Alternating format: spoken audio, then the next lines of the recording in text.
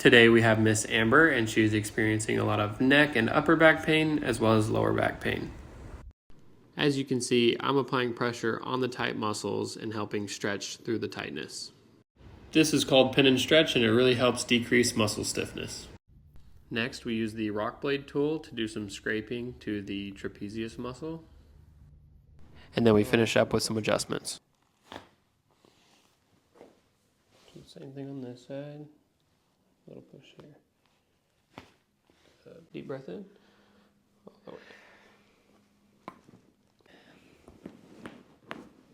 Deep breath in.